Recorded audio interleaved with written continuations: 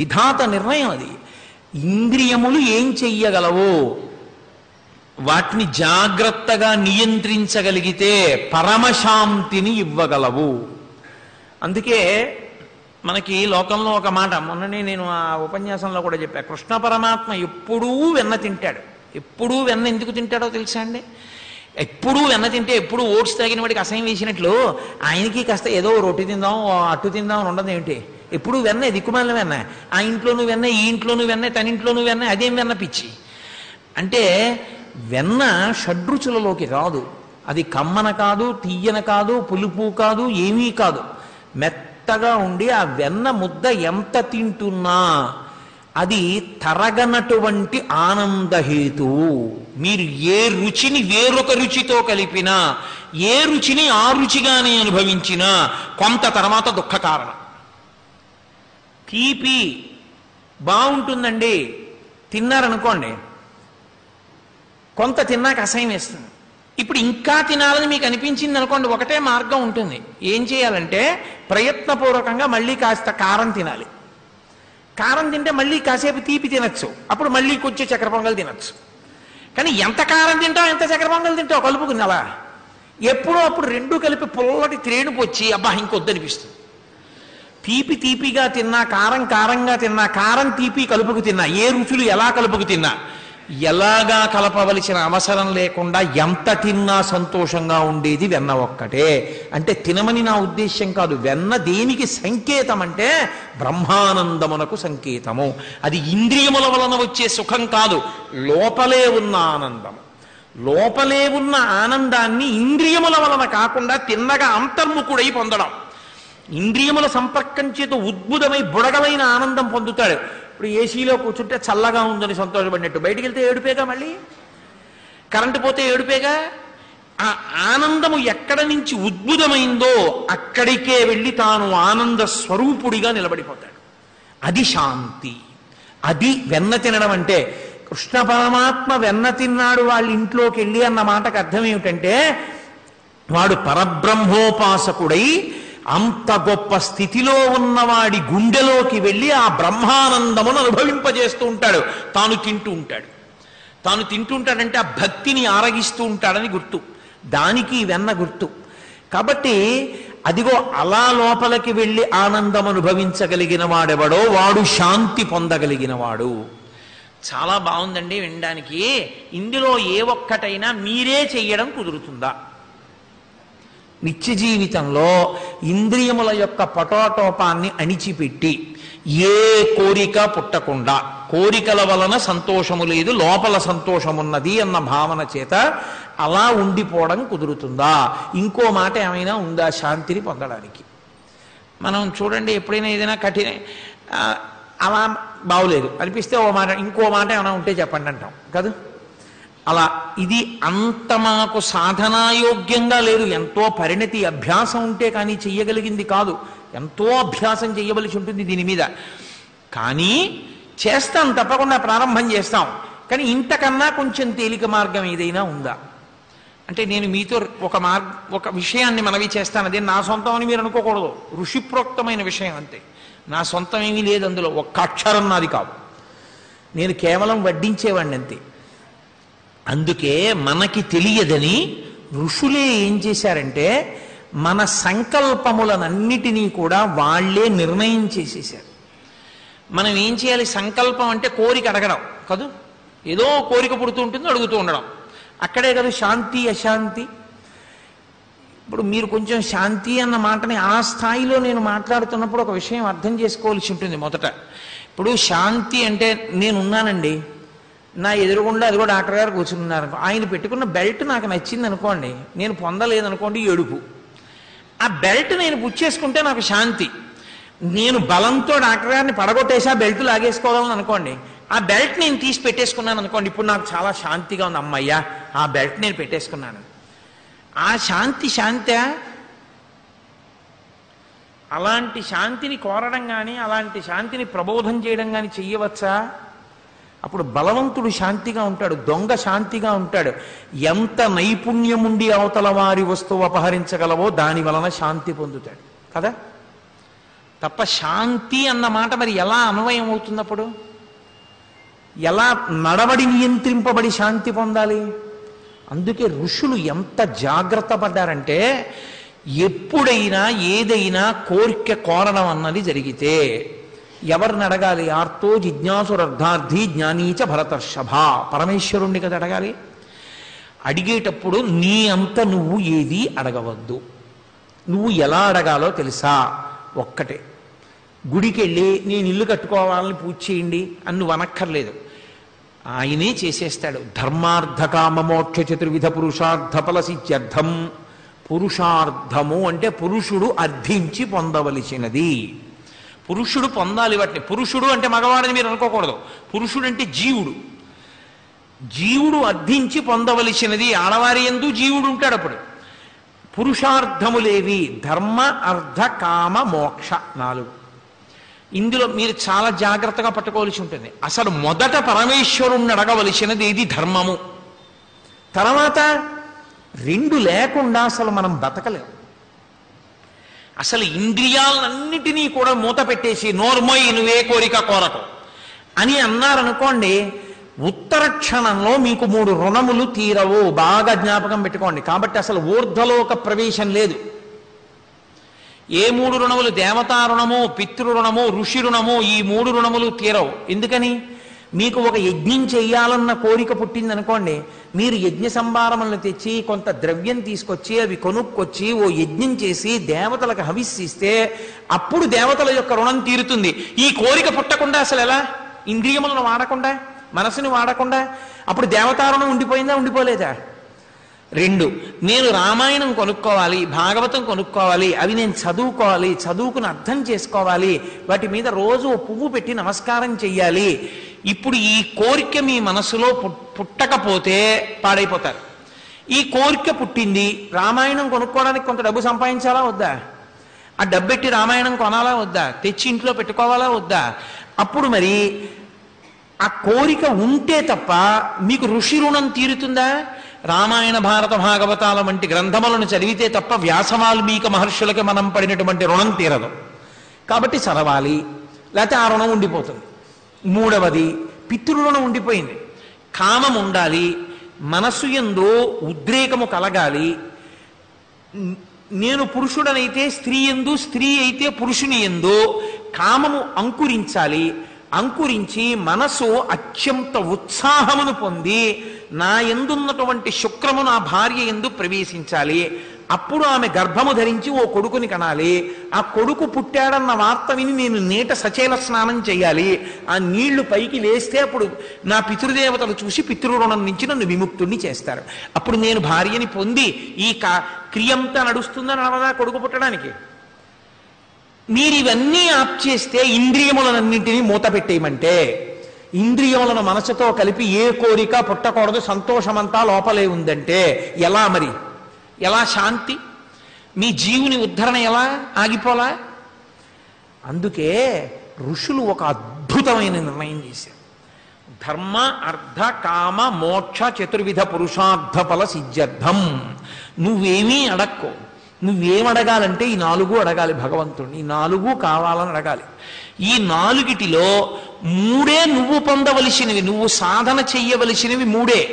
3 వలన ఫలితము 4వది. 4వ దానికోసం ఇంకా ప్రత్యేకమైన ప్రయత్నం ఏం అక్కర్లేదు. 4వది మోక్షం.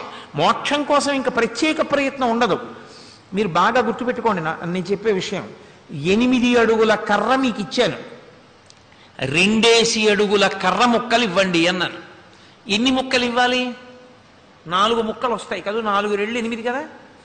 ఇప్పుడు ఆ 8 అడుగుల కర్రని ఇలా ఉంచి 2 అడుగులు కొలిచి కత్తి పెట్టి ఓ దెబ్బ కొట్టాను, ఓ ముక్క వచ్చింది. ఈ మిగిలిన 6 అడుగుల ముక్కలో 2 అడుగుల దగ్గర మళ్ళీ కొట్టాను, ఇంకో 2 అడుగుల ముక్క వచ్చింది. 4 అడుగుల ముక్క ఉంది, ఇంకొకసారి కొట్టాను. ఎన్ని ముక్కలు వచ్చాయి? 2 ముక్కలు వచ్చాయి. 3 మాటలు నరికితే 4 2 అడుగుల ముక్కలు వచ్చాయా లేదా? సమానమైన ముక్కలు. ధర్మమునకు అర్థము, ధర్మమునకు కామము ముడిపడిపోతే మోక్షం వచ్చేస్తుంది. 3 నాట్లు. 4వది తనంత తాను వస్తుంది. దానికి ఇక వేరు ప్రయత్నం ఉండదు. 4వది సిద్ధించడానికి మొదటి దానితో మధ్య 2 ముడిపడాలి. అర్థము ధర్మంతో ముడిపడిపోవాలి, కామము ధర్మంతో ముడిపడిపోవాలి.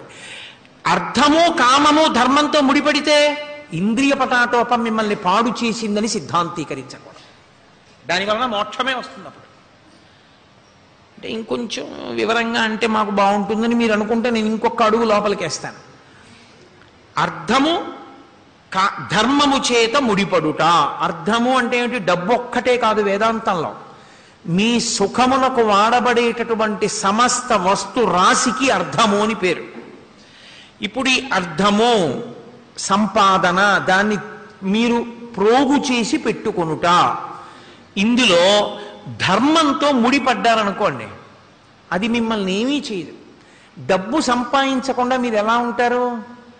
ఇంత ఉపన్యాసం చెప్పి రేపు నేను ఆఫీస్కి వెళ్తాను, ఎందుకు? జీతం కోసమేనా? మరి అప్పుడు నాకు కోరిక ఉందా లేదా? మరి అప్పుడు మీరు నన్ను రోడ్డు మీద ఆపి, ఏమయ్యా నిన్ననేమో ఇంద్రియాలన్నావు, కోరికలన్నావు, ఇవాళ ఆఫీసుకు పోతున్నావు, మేమేమో మానేశాం, తప్పు కదా ఇలాగా ఉపన్యాసాలు చెప్పడం అంటే? అందుకే రెండవ మార్గము లోకమంతా పాటించే మార్గముగా, సాధనగా ఒక వ్యక్తి అలా చేస్తే గొప్పదే. మొదటి మార్గం ధర్మమునకు అర్థము ముడిపడిపోవాలి. అంటే నేను సంపాదించేటటువంటిది ఏదో అదంతా కూడా ధార్మికమై ఉండాలి. ధార్మికము అన్నప్పుడు, ధర్మబద్ధము అన్నప్పుడు, ధర్మం అనగా ఏది? ఏది ధర్మం? నేను చెప్తే ధర్మం కాదు, వేదం చెప్పాలి ధర్మం. ఏమంటే మేము వేదం చదువుకోలేదు, స్మృతి చదువుకోవాలి. ఋషి వేదంలో ఉన్నటువంటి విషయాలన్నిటినీ తీసి క్రోడీకరిస్తాడు. గౌతముడు క్రోడీకరిస్తే గౌతమ స్మృతి, మనువు క్రోడీకరిస్తే మనుస్మృతి, యాజ్ఞవల్కుడు క్రోడీకరిస్తే యాజ్ఞవల్క స్మృతి. ఆ స్మృతి గ్రంథం ఇంట్లో ఉండాలి, స్మృతి గ్రంథం చదవాలి. స్మృతి గ్రంథం కూడా నా దగ్గర లేదండి, పురాణం వినాలి. అందుకు పురాణం విండం. పురాణంలో ఏముంటుంది? సర్గశ్చ ప్రతిసర్గశ్చ వంశో మన్వంతరానిచ వంశానుచరితం చైవా పురాణం పంచలక్షణం. ఒక వ్యక్తి జీవుడు ఎలా పుట్టాడు, ఏ తప్పులు చేశాడు, ఎలా పడిపోయాడు, మళ్ళీ ఏ శరీరంలోకి వెళ్ళాడు, ఇవన్నీ చెప్తారు. ఓ ఇలా చేయకూడదు, ఇలా చెయ్యాలి. వేదంలో ఉన్నదాన్నే పురాణంలో భూతద్దం పెట్టి చూపిస్తారు. కాబట్టి ఇప్పుడు పురాణ శ్రవణము చేత నీకు వేదం అందుతుంది. పురాణం కూడా నేను చదువుకోలేదండి, వినలేదండి, మరి నేను ప్రారంభం చేద్దాం అనుకుంటున్నానంటే పెద్దల యొక్క నడవడి చూడాలి, శిష్టాచారము. పెద్దలు ఎలా ప్రవర్తిస్తారో అలా ప్రవర్తించాలి. అసలు మా ఊళ్ళో పెద్దలే లేరండి అంటే నాలాంటి వాళ్ళే మిగిలిన వాళ్ళందరూ అంటే అంతరాత్మ ప్రబోధము. అంతరాత్మ ప్రబోధము ధర్మానుష్ఠానమునకు చిట్ట చివరి ప్రమాణము, మొదటి ప్రమాణము కాదు. కలియుగ లక్షణం ఏమిటంటే దాన్ని మొదటి ప్రమాణం చేశాం మనం. అసలు వేదము మొదటి ప్రమాణము, స్మృతి రెండవ ప్రమాణము, ఆ తరువాత పురాణము మూడవ ప్రమాణము, శిష్టాచారము నాలుగవ ప్రమాణము, ఐదవ ప్రమాణము అంతఃకరణం, అంతరాత్మ. ఇప్పుడు వేదం ఎలా చెప్పిందో అలా నువ్వు వస్తురాశిని సముపార్జిస్తే, డబ్బు సంపాదిస్తే, డబ్బు సంపాదించకుండా ఏ గృహస్థు ఉండలేడు. కోరిక ఉంటుంది కదా, డబ్బు సంపాదించాలి. నేను మీతో ఏమన్నాను? డబ్బు ఒక్కటే కాదు, సౌఖ్యములు ఇవ్వగలిగిన సమస్త వస్తు సముదాయము అన్నాను నేను మీతో. ఏమంటే పడుకున్నప్పుడు కాస్త గాలి వేస్తే బాగుంటుందేమో, ఫ్యాన్ వేసుకుందాం అనుకుంటున్నాను. అది మిమ్మల్ని ఉత్తర క్షణంలో మీ జీవుణ్ణి నాశనం చేసేసేది కాదు. ఓ ఫ్యాన్ వేసుకున్నారు ధార్మికమైనటువంటి డబ్బుతో, ఏమీ తప్పు కాదు. మిమ్మల్ని మీరు పరిశీలించుకోగలిగితే మీరు ఏసీ వేసుకున్నా తప్పు కాదు. ధార్మికమైన అర్థాన్ని ధార్మికంగా ఖర్చు పెట్టాలి తప్ప ధర్మాన్ని విడిచిపెట్టి ఖర్చు పెట్టకూడదు, ధర్మాన్ని విడిచిపెట్టి సంపాదించకూడదు. ఒక ఉదాహరణకి ధర్మంతో ముడి తెగిపోయిందనుకోండి అర్థానికి, అది వెంటనే ఏమవుతుందో తెలుసా? లౌల్యము, అది పాడు చేసేస్తుంది. అప్పుడు ఇంద్రియములన్నీ కూడా మనసు మీద ప్రభావం చూపించేస్తాయి. ధర్మంతో ముడి విడిపోయిందిగా, పాడు చేసేస్తాయి అంతే. ఎలా అని మీరు అంటారేమో, నేను మీతో ఒక విషయం చెప్తే మీకు బాగా అర్థం అవుతుంది. చంద్రశేఖరేంద్ర సరస్వతి మహాస్వామి ప్రాతస్మరణీయులు, కామకోటి పీఠాధిపత్యం వహించిన మహాపురుషులు. వారు సన్యసించడానికి ముందు జరిగినటువంటి 2 సందర్భాలు వారు చాలా వృద్ధులైపోయాక కూడా చెప్పేవారు. వారి మనసు మీద అంత ప్రభావం చూపించారు 2 సంఘటనలు. వారు ఒక ఊర్లో చాలా చిన్న పిల్లవాడు, అప్పటికి 6 ఏళ్ళో 7 ఏళ్ళో ఉండేవి, గిమి అనేవారు ఆయన్ని.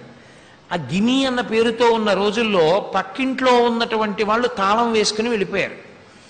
ఒక రాత్రి వేళ ఆ ఇంట్లో పెద్ద చప్పుళ్ళు వినపడుతున్నాయి.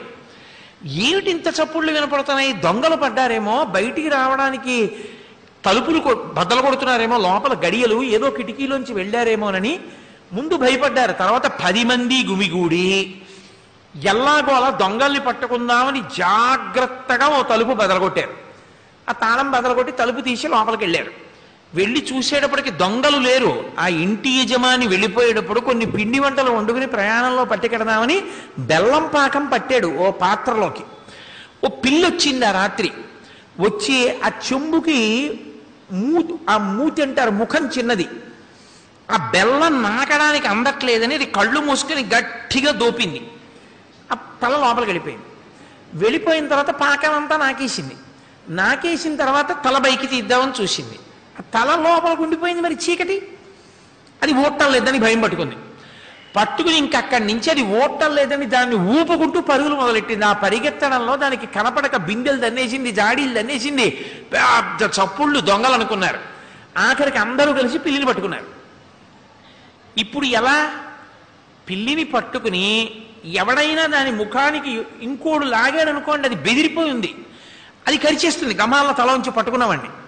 దీనికి ఈ చెంబు లాగడం ఎలా? అందుకని దాన్ని తీసుకెళ్ళి ఒక స్తంభానికి కట్టారు. కట్టి చచ్చిపోకుండా జాగ్రత్తగా చెంబుని మొత్తానికి దాని ముఖం నుంచి తప్పించి చెవుల మించి చెంబు లాగేశారు. లాగేసిన తర్వాత గుంజకట్టుందిగా, అటు ఇటు పరిగెత్తింది. అది కొంచెం స్వస్థత పడ్డాక తాడు విప్పేశారు.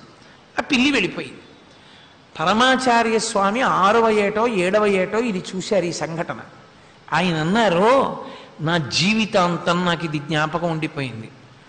మనిషి తనకి కావలసినటువంటి అర్థాన్ని ధర్మంతో ముడివేసుకోలేకపోయినటువంటి వ్యక్తి లౌల్యం ఏర్పడి కోరిక డబ్బు, కోరిక డబ్బు, కోరిక డబ్బు కళ్ళు మూసుకుపోయి పానకం చెంబులోకి తలపెట్టినటువంటి పిల్లిలా కళ్ళు కనపడక పరిగెడతాడు. ఆయన 78వ ఏట మళ్ళీ జరిగింది ఇలాంటి సంఘటన ఉత్తర భారతదేశంలో ఉన్నప్పుడు. ఆయన అప్పుడు చెప్పారు, నా చిన్నతనంలో జరిగింది ఈ సంఘటన అని. ఆయన అన్నారు, పిల్లులు మూతి పెట్టేస్తాయి, జాగ్రత్తగా ఉండండి, కొంచెం విశాలమైనటువంటి పాత్రలు వాడుతూ ఉండాలి మనం ఎప్పుడైనా అన్నారు.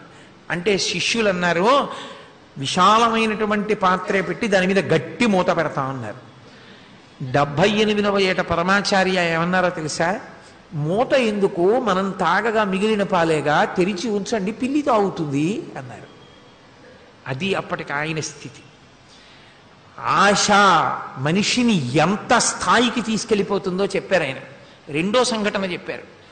ఆయన చిన్నతనంలో వాళ్ళ అమ్మగారు పడక్కుర్చీ వేసి కూర్చోబెట్టారు వీధిలో. చేతికి బంగారు మురుగులు ఉన్నాయి ఆయనకి. ఎవరో ఒక వ్యక్తి వచ్చాడు. వచ్చి పక్కన కూర్చుని, బాబుగారు బాబుగారు చాలా వదులుగా ఉన్నాయి బాబుగారు, ఇలా అంటే పడిపోతాయేమో చేతి నుంచి అన్నారు. అంటే ఆయన టీవీగా కూర్చుని కాలు మీద కాలేసుకుని, నీ పేరు ఏమిటన్నారు. వాడు నా పేరు పొన్నుస్వామి అన్నాడు. తమిళంలో పొన్ను అంటే బంగారం. ఓహో పొన్నుస్వామి, నిజమే, ఈ మురుగులు జారిపోతున్నాయి, జారిపోకుండా కొంచెం బిగుతుగా ఉండేట్టు చేస్తావా అన్నాడు.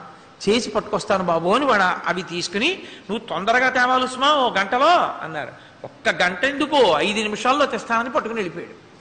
ఆయన చాలా సంతోషంగా లోపలికి వెళ్ళి వాళ్ళ అమ్మగారిని పిలిచి, అమ్మా అమ్మ పొన్నుస్వామికి ఇచ్చానమ్మా మురుగులు, బిగుతుగా చేసి పట్టుకొస్తాడు, ఇంకెక్కడ జారిపోవన్నారు. పొన్నుస్వామికి నువ్వివ్వడం ఏమిట్రా, ఏడా పొన్నుస్వామిని వీధిలోకి వచ్చారు, ఇంకెక్కడ పొన్నుస్వామి.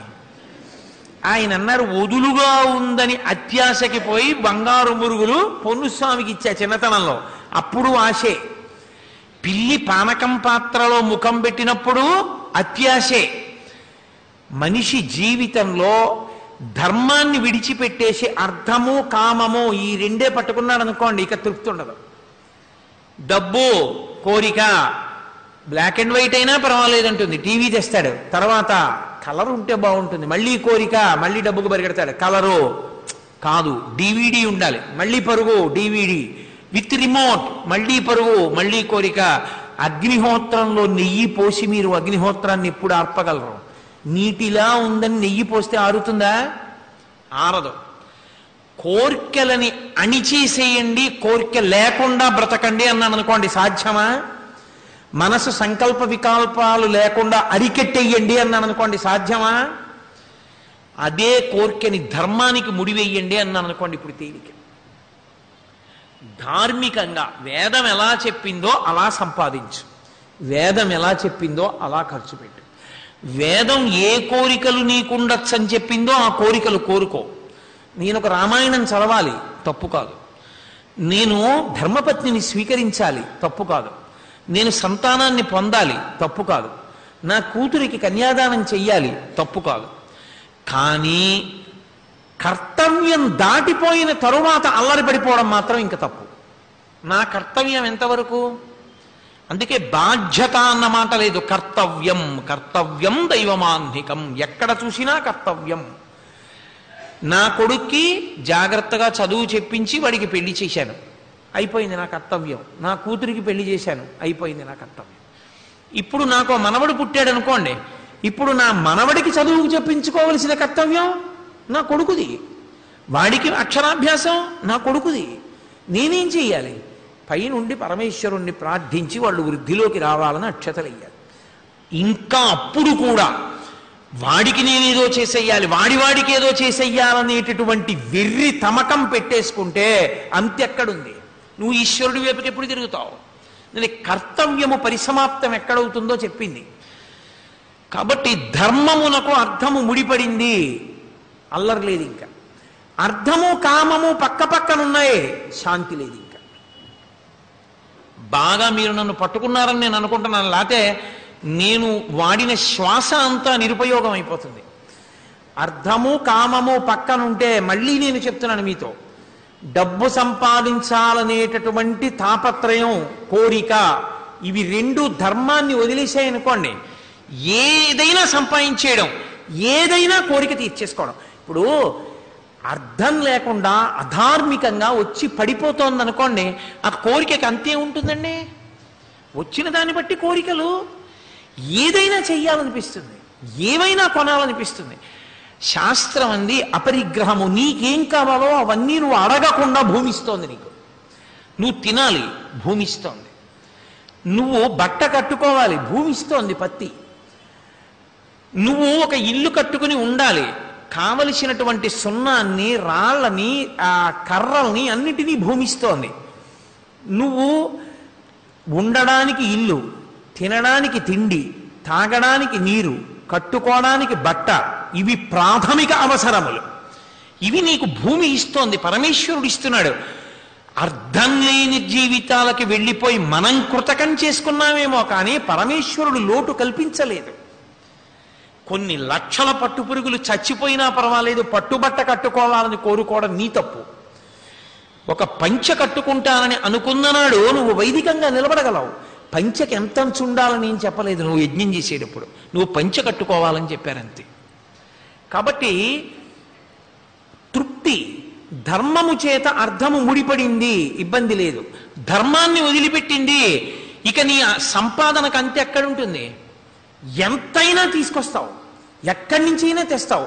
తెచ్చి ఇంట్లో పెట్టిన తర్వాత మనసు ఎందుకు ఊరుకుంటుంది? కామాన్ని అడుగుతుంది.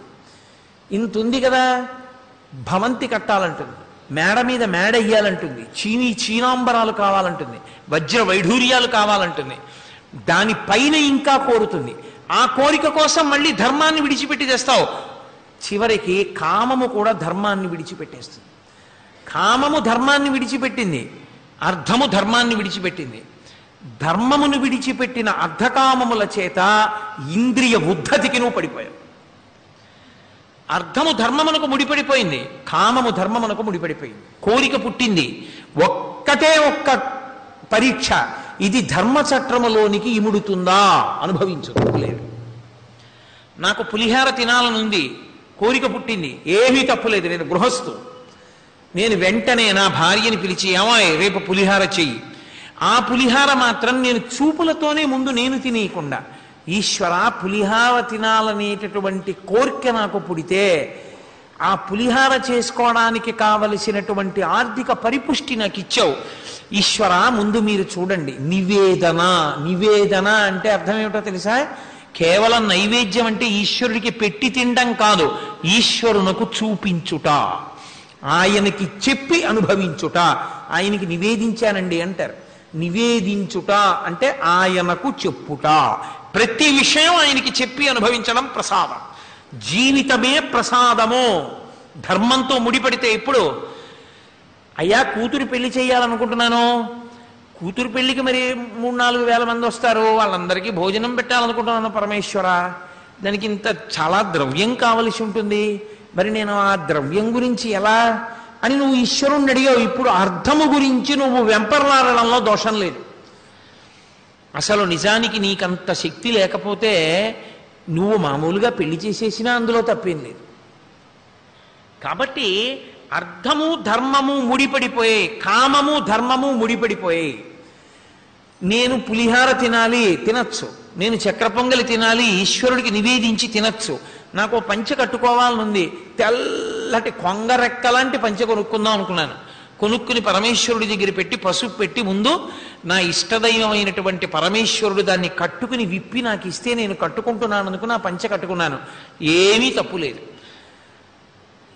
నా పక్కనున్నవాడు ధర్మం తప్పి 7 అంతస్తుల మేడ కట్టాడు, వాడిలా నేను 7 అంతస్తుల మేడ కడితే అనిపించింది. ధర్మచక్రంలో ఇముడుతుందా? వాడు ఎలా కట్టాడో నీకు తెలీదా? వద్దు, ఆ కోరిక పుట్టకూడదు, అలా వద్దు. ఏది ధర్మచక్రములోనికి ఇమడదో దాని మీద వ్యామోహాన్ని ఉంచకూడదు, తుంచెయ్యాలి వేళ్ల దగ్గర. తప్పు, దాని జోలికి నువ్వు వెళ్ళడానికి వీల్లేదు. కామము ధర్మముతో ముడిపడకపోతే తుంచేసి, కామము ధర్మంతో ముడిపడిపోయింది అనుభవించు, ఏమీ తప్పులేదు. నేను అందుకే తరచుగా చెప్తుంటా, పిల్లలు పుట్టలేదని అడగడం, పెళ్ళవలేదని అడగడం, ఈ 2 పరమ ధార్మికాలు. సృష్టిలో ఏ వ్యక్తి పెళ్ళవ్వాలని కోరుకోడు నాకు చెప్పండి? ఏ వ్యక్తి అయినా కోరుకుంటాడు. అందుకే నేను భాగవత ప్రవచనం చేస్తే తప్పకుండా రుక్మిణీ కళ్యాణం చేయిస్తుంటాను. ఎందుకని అంటే ఆ పెళ్ళవ్వాలని కోరుకుండి మంచి వరుడు రావాలని ఏ ఆడపిల్ల కోరుకోదు జీవితంలో. 10 మంచి మాటలు చెప్పేటటువంటి పెద్దవాడిగా నేను అది సమాజానికి అందించవలసిన కర్తవ్యం నా మీద ఉంది. అందుకే రుక్మిణీ కళ్యాణం చేయిస్తూ ఉంటాను. పెళ్ళవ్వాలి, ఏమీ తప్పు లేదు. సంతానం కలగాలి, ఆ కోరిక ఉండడం కన్నా ధార్మికమైన కోరిక ఇంకోటి లేదు.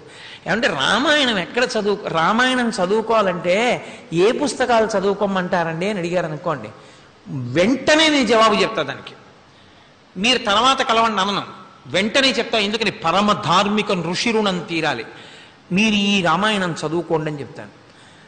అయ్యా మాకు సంతానం కలగలేదు, ఏం చెయ్యాలి అంటే నా దగ్గర పరిష్కారాలు ఉన్నాయని మీరు అనుకోవద్దు. ఏదో నాకు తోచింది ఏదో ఒకటి వాళ్ళ మనశ్శాంతి కోసం, అయ్యా బలానా సేవ చేసుకోండి, ఏదో సుబ్రహ్మణ్యాష్టకం చదువుకోండి, ఏదో నాకు తోచింది. చిన్న బుచ్చి మాత్రం పంపను. ఎందుకని? అంత ధార్మికమైన కోరిక ఇంకొకటి లేదు. అయ్యా నా కూతురికి పెళ్ళవట్లేదండి, బెంగ పెట్టేసుకున్నాను, ఏం చేయమంటారు? ఏదో ఒకటి కనీసం రామనామం రాయండి అంట. నా పరమేశ్వరుడు ప్రీతి చెందితే జరగదా? జరుగుతుంది. విష్ణు సహస్రం చదువుకోండి అంటాను. అంటే నిజంగా విష్ణు సహస్రం చదువుకుంటే పెళ్ళి అయిపోతుందనా? కాదు. నా మనసులో నమస్కారం చేస్తా, ఈశ్వరా నువ్వు ఆదుకో, ఆయన విష్ణు సహస్రం చదువుకుంటే అనుగ్రహించు అనుకుంటానంతే. అంతకన్నా దానికి ఏదో పరిష్కారాలు ఉంటాయని కాదు, నిజంగా ఈశ్వరానుగ్రహమే పరిష్కారం అంతే. కాబట్టి కొన్ని ధార్మికమైన కోరికలు ఉంటాయి, ఆ కోరిక ఉన్నది నువ్వు అనుభవించు, తప్పులేదు. ఒకసారి 3 ముళ్ళు వేసిన తర్వాత భార్య మీద చాడీలు చెప్పావా, నీ అంత పాతకుడు లేడు. 3 ముళ్ళు వేయించుకున్న తర్వాత భర్తని చిన్నబుచ్చి ప్రవర్తించావా, నేను ఎందుకు పూర్తి చేయాలి? కాబట్టి ధర్మము ధర్మము, ఇంతకన్నా అన్న మాట అక్కడ ఉండకూడదు. ఇంకా ఈయన కాకుండా అని ఆవిడ కాని, ఈమె కాకుండా అని ఆయన కాని ఎన్నడూ ఆలోచన రాకూడదు. అంతే. ఇంకా చావు వరకు తన సమస్త భావములు ఆమె ఎంది. కామము ధర్మమునకు ముడిపడాలి, అర్థము ధర్మమునకు ముడిపడిపోవాలి. నువ్వు తెచ్చుకున్నది ఎంత అన్నది కాదు, నువ్వు తృప్తితో నాకు పరమేశ్వరుడిది ఇచ్చాడు చాలు, ఆయన నన్ను ఇలా జీవించమన్నాడు, నేను ఇలా జీవిస్తా, ఇలా జీవించడం నీకు మంచిది అన్నాడు. తల్లి 5 పిల్లలకు అన్నం పెడుతుంది, 5 కొడుకులే, 5 బలంగా ఉండాలి, 5 ఆరోగ్యంగా ఉండాలనే అమ్మ కోరిక. ఆఖరి వాడికి 3 ఏళ్ళు, పెద్దవాడికి 14 ఏళ్ళు. అందరూ భోజనానికి కూర్చున్నారు. 14 ఏళ్ల వాడికి 3 ఏళ్ల వాడికి అమ్మ ఒక్కలా వేస్తుందా? పప్పు అన్నం కూర పచ్చడి అన్నీ అమ్మకి పక్షపాతం ఉందా? ఎవరికి ఎంత పెడితే అభ్యున్నతిలోకి వస్తాడో గుర్తు పెట్టుకుని అమ్మ పెట్టింది. పరమేశ్వరుడు నాకు ఓ ఉద్యోగం ఇస్తే పరమేశ్వరుడు నీకు ఈ ఉద్యోగం ఉండడం వల్ల నువ్వు వృద్ధిలోకి వస్తావు అన్నాడు. నాకు పరమ సంతోషం. నేను ఒక్కొక్కప్పుడు అనుకుంటుంటాను, నేను చాలా పెద్ద దానికే సెలెక్ట్ అయ్యాను ఒకప్పుడు. ఎందుకు చెప్పాలి ఆ పేర్లన్నీ? నేను దానికి ఇంటర్వ్యూకి వెళ్ళవలసిన రోజున నా పెళ్లి రోజు పడింది. పెళ్లి ముహూర్తం పెట్టేసుకున్న తర్వాత కాదనండం ఎందుకని ఊరుకుండిపోయా. లేకపోతే చాలా పెద్ద అధికారిని అయ్యి ఉండేవాడినేమో నేను. ఒక జిల్లా స్థాయి ఏమి, ఈ పార్టీకి రిటైర్మెంట్కి దగ్గరికి వస్తున్నారు కాబట్టి ఒక రాష్ట్ర స్థాయి అధికారిగా ఉండగలిగిన వాడిని నేను. అప్పుడు అనుకునేవాడిని, అరేరే ఎందుకు పోగొట్టుకున్నానా అనుకునేవాడిని. ఇప్పుడు నాకు అనిపిస్తోంది పరమేశ్వరుడు నాకెంత మేలు చేశాడు. నేను ఆ పదవిలోకి వెళ్ళుంటే 5 నిమిషాలు ఖాళీ లేక రామాయణం ఓ సర్గ కూడా చదివేవాడిని కాదు. ఓ గుమాస్తాగా ఉద్యోగం చేసుకుంటున్నాను కాబట్టి సాయంకాలం ఖాళీ ఉంటుంది కాబట్టి రామాయణం చదువుకున్నాను. సంతోషంగా నాకు వచ్చిన 4 మాటలు నేను చెప్పుకున్నాను. ఓ సర్వేశ్వరుడు అందుకే నన్ను ఇలా ఉంచాడని ఇప్పటికీ పరవశించిపోతుంటాను. పరమేశ్వరుడికి తెలుసు ఎవరికి ఏది ఇవ్వాలో. ఎవరితోటో పోల్చుకుని నువ్వేం బెంగ పెట్టుకోక్కర్లేదు. నువ్వు ఏది కావాలో, ఏది ఎవరికి ఎందుకు ఎలా ఉపయోగపడాలో ఈశ్వరుడు నిర్ణయం చేశాడు. ఈశ్వరుడు దేని నిర్ణయం చేశాడో దానితో తృప్తిగా బతుకు. వెంపర్లాడితే ధర్మం తప్పుతావు, వెంపర్లాడకపోతే ఇబ్బంది లేదు. తృష్ణ కలిగిందా మారిపోతుంది జీవితం, తృష్ణ తప్పిందా సంతోషంగా ఉంటావు. తృష్ణ నుంచి విడిపడడానికి మార్గం ధర్మంతో ముడిపడడం ఒక్కటే. నీ అర్థము, నీ కామము ధర్మంతో ముడిపడ్డాయి. ధర్మమునకు ముడిపడిన అర్థము, ధర్మమునకు ముడిపడిన కామము ప్రశాంత జీవనమునకు హేతువులు. ఎప్పుడూ ధర్మాన్ని పట్టుకున్నాడు. అందుకే శ్రీరామాయణంలో కౌసల్య ఒక శ్లోకం చెప్తుంది. దాన్ని ఇప్పటికీ ఏం చెప్తారో తెలుసా పెద్దలు? రామచంద్రమూర్తికి కౌసల్య కట్టిచ్చిన సద్యన్నపు మూట అని చెప్తారు. నాకు ఆ మాట మర్చిపోను. ఆ శ్లోకం నేను యథార్థంగా చెప్తున్నాను.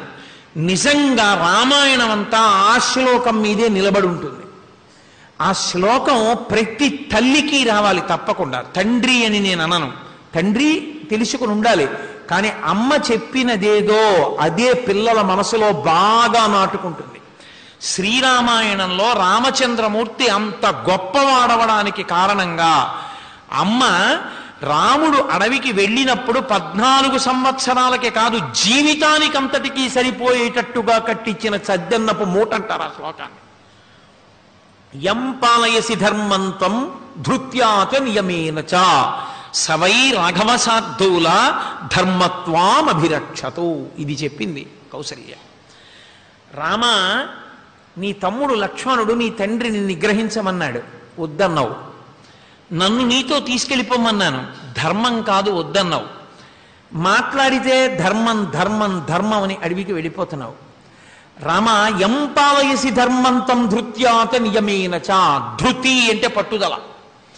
పట్టుదలతో నమ్మకంతో నువ్వు ధర్మాన్ని పట్టుకున్నావు.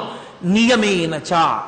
ఇంకా మళ్ళీ ఎప్పుడైనా కష్టం తీవ్రంగా వచ్చినప్పుడు ఈ ధర్మాన్ని విడిచిపెడితే అన్న కోరిక నీకు లేదు. ధర్మము అంటే ఆచరించినది. బాగా గుర్తుపెట్టుకోవాలి, తెలిసున్నది ధర్మము కాదు. ఆచరించడానికి తెలిసి ఉండాలి, కానీ తెలిసి ఆచరించనేది ధర్మము కాదు.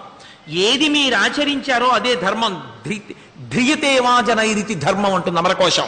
ఏది పట్టుకున్నాడో, ఏది ఆచరించాడో అది ధర్మం. ఆచరించనిది ధర్మము కాదు. కాబట్టి ఆచరించాలి. ఆచరించాలి అన్నప్పుడు తెలిసి ఉండాలి. తెలిసి ఉండి ఆచరించకపోతే రావణాసురుడు, తెలిసి ఉన్నది ఆచరిస్తే రామచంద్రమూర్తి. ధృత్యాచ నియమేనచ. నువ్వు విడిచిపెట్టకుండా ఏ ధర్మాన్ని పట్టుకుని తెలుసుకుని ఆచరించావో, యం పాలయసి ధర్మంతం ధృత్యాచ నియమేనచ సవై రాఘవశార్దూల ధర్మత్వామభిరక్షతో. ఆ ధర్మమును విడవకుండా నువ్వు అలాగే పట్టుకో. అడవిలో కూడా ఇన్నాళ్లు పట్టుకోవడం ఒకెత్తు అంతఃపురంలో, ఇప్పుడు అడవిలో పట్టుకోవడం ఒకెత్తు. ఎందుకో తెలుసా? ఇప్పుడు కష్టం ప్రారంభమైంది. నేల మీద పడుకుంటావు, దోమలు ఈగలు ముసురుతాయి, క్రూర మృగాల అరుపులు వినపడతాయి.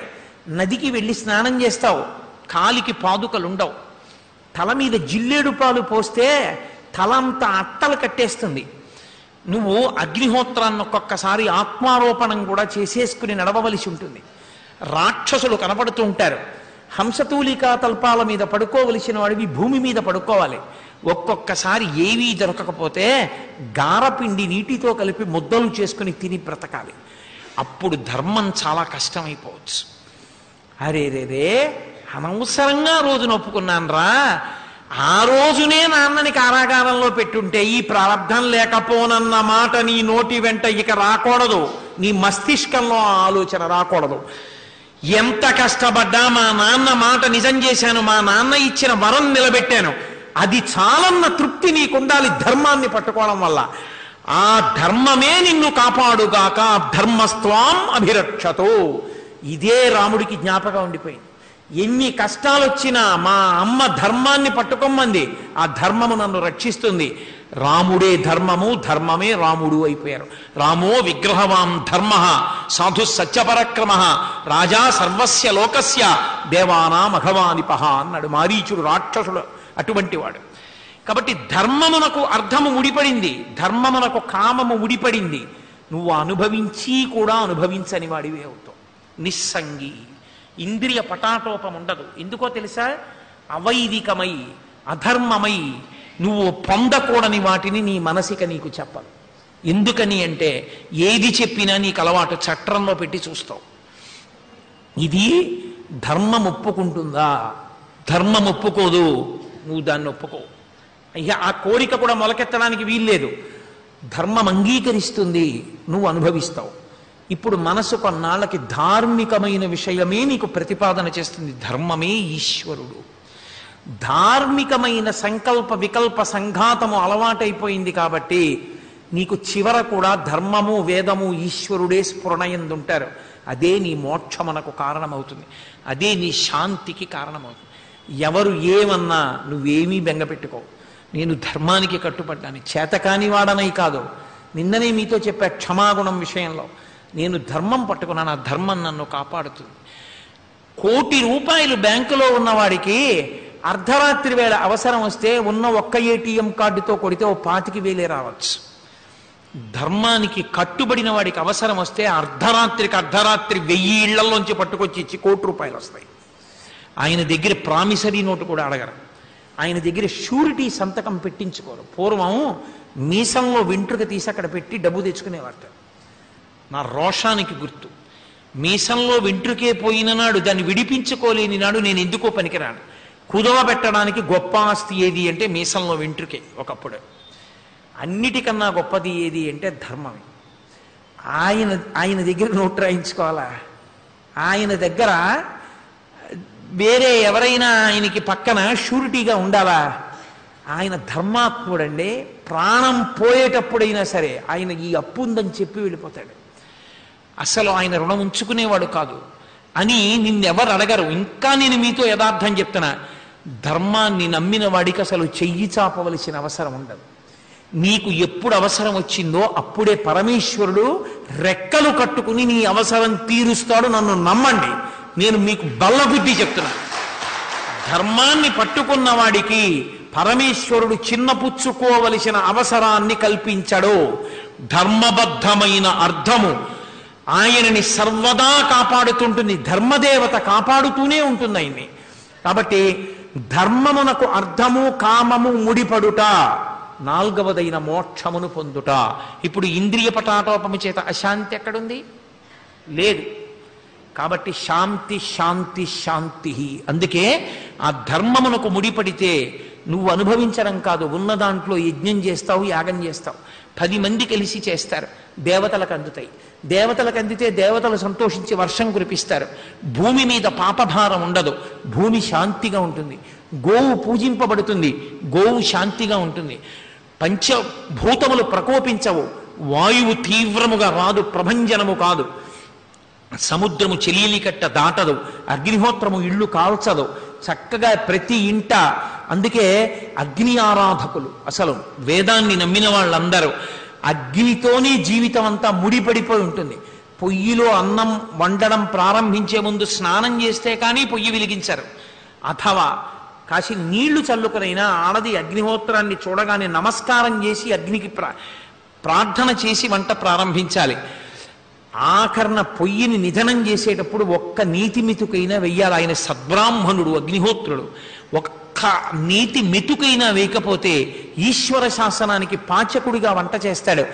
బ్రాహ్మణుడు వంట చేసి పెడితే వంట బ్రాహ్మడు అన్నీ వండిన తర్వాత, వడ్డించిన తర్వాత, అయ్యా నువ్వు భోజనం చేయవయ్యా అనకుండా మిగిలినవన్నీ లోపల పెట్టి నువ్వు వెళ్ళిపో అంటే ఆయన మనసు ఎంత నొచ్చుకుంటుందో. నీ ఇంట పాచకుడై వంట చేసి పెట్టిన అగ్నిహోత్రుడికి ఒక నీతి మితికు వేయకపోతే అంత తప్పు. చిట్ట చివర అగ్నిని నమ్మి పూజ చేసి బతికాడు కనుక ఆఖరణ తండ్రి శరీరం పడిపోయాక కొడుకు ఆ శరీరాన్ని కూడా అగ్నిహోత్రంలో వేసేటప్పుడు తీసుకెళ్ళి హవిస్సుగా వేస్తాడు. మా తండ్రి బతికున్నన్నాళ్ళు నిన్ను నమ్మి నమస్కరించాడు. ఇక్కడ అగ్నిహోత్రం ఉన్నదని కన్నలు కద్దుకొని నీతి అన్నాన్ని పంటికి తగలకుండా నాలిక మీద పెట్టి మింగేవాడు 5 మాటలు. అగ్ని ఆరాధకుడు. అటువంటి అగ్ని మా నాన్న శరీరాన్ని ఒక చోట కాల్చి, ఒక చోట కాల్చక, ఒక చోట ముద్ద చేసి అలా చెయ్యకుండా భగ్గున కాల్చి దేవతలకు అందించు. ఆయన ప్రసాదంగా దేవతలకు వెళ్ళి బ్రహ్మాండంలో కలిసిపోవాలని మంత్రం చెప్పి అగ్నిహోత్ర సంస్కారం చేస్తాడు. అంత గొప్ప అగ్నిని నమ్ముకున్నటువంటి వాళ్ళు ధర్మమునకు కట్టుబడి ఉంటే, ధర్మమును నమ్మి ఉంటే, నీకు ఏది ఉంటే దానితో తృప్తిగా సంతోషంగా నాకు ధార్మికంగా వచ్చింది ఇది అని ధర్మమునకు ముడిపడినటువంటి అర్థము కామముతో జీవించిన వాడు చిట్ట చివర మోక్షాన్ని పొందుతాడు. లోకమునందు ఏ ఉపద్రవములుండవు. అందుకే ఎక్కడ ధర్మమునకు ముడిపడిన అర్థము, ధర్మమునకు ముడిపడిన కామముతో శాంతియుతమైన జీవనము జనులు చేస్తారో అటువంటి చోట అన్ని భూతములు శాంతిగా ఉంటాయి. అందుకే గౌశాంతి, అంతరిక్ష శాంతి, దిశాశాంతి, వాయుశాంతి, శాంతిర్మేస్తు శాంతి అని సమస్త భూతములు కూడా శాంతిగా ఉండాలని శాంతి పాఠం సనాతన ధర్మమునందు అంత గొప్పగా చెప్పారు. కాబట్టి అటువంటి శాంతి, ఆ శాంతికి మూలమంతా ధర్మమే. మీరు నన్ను నమ్మండి, ఒక మాట చెప్తాను. ఆర్షవాంగ్మయం అంతటినీ కూడా మీరు పిండేస్తే అందులోంచి వచ్చేవి 2 అక్షరాలు, ధర్మం. సత్యం వద ధర్మం చర. ఇది చెప్పడానికే వాంగ్మయం అంతా ఉంటుంది. ఆ ధర్మం ఒక్కటి వదిలేస్తే ఏదీ దక్కదు.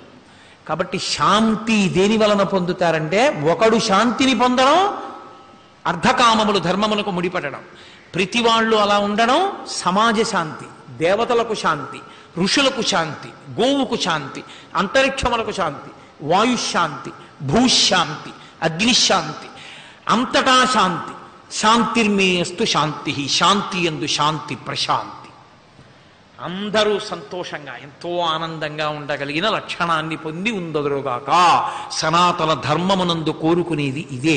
అందుకే శాంతము లేక సౌఖ్యము లేదు సారసాదళానయన అంటాడు త్యాగరాజస్వామి. అంత గొప్ప విశేషం. అయితే ఒక రోజులో నేను పూర్తి చేయవలసి ఉంది. ఎందుకంటే ఇప్పటికే ఏదో 1 ball left, 2 runs required నా పరిస్థితి. ఇంకా నేను ఒక రోజు 2 పువ్వులు ఉన్నాయి నాకు, లేకపోతే మరి మిగిలినవి 2 రోజులు, రేపు ఎల్లుండే ప్రసంగం 3 పువ్వులు ఉన్నాయి. 2 రోజుల్లో 3 పువ్వులు పూర్తి చేసి నేను ఈ స్తోత్ర వైభవాన్ని పూర్తి చేయవలసి ఉంది. కాబట్టి అంతవరకే మాట్లాడాను. కానీ ఏకశబ్ద సమ్యజ్ఞాత సృష్ట ప్రయుక్త స్వర్గే లోకే కామదుగ్భవతి. పవిత్రమైన విషయం గురించి ఒక్క మాట విన్నా చాలు. ప్రసాదం చక్ర పొంగలి పాత్రలో దంతా తినేయక్కర్లేదు, ఒక మెతుకు నోట్లో వేసుకుంటే చాలు కళ్ళకద్దుకొని. కాబట్టి మీరు ఆ హృదయముతో స్వీకరించేదరుగాక. రేపు మళ్ళీ సాయంకాలం 6:30 కలుసుకుందాం. తప పుష్పం దాని గురించి రేపు మాట్లాడతాను. మంగళాశాసనపరై మదాచార్య పురోగమై సర్వైశ్చ పూర్వైరాచార్యై సత్కృతాయాస్తు మంగళం. మంగళం కోసలేంద్రాయ మహనీయ గుణాత్మనే చక్రవర్తి తనూజాయ సర్వభౌమాయ మంగళం. ఉమాకాంతాయ కాంతాయ కామితార్థప్రదాయినే శ్రీగిరీశాయ దేవాయ మలినాథాయ మంగళం. కరచరణకృతం వా కర్మవాక్కాయజం వా శ్రవణనైనజం వా మానసం వాపరాధం విహితం వా సర్వమేత్తక్షమస్వ శివ శివ కరుణాబ్ధే శ్రీ మహాదేవ శంభో. సర్వం శ్రీ ఉమామహేశ్వర పరబ్రహ్మార్పణమస్తు. స్వస్తి.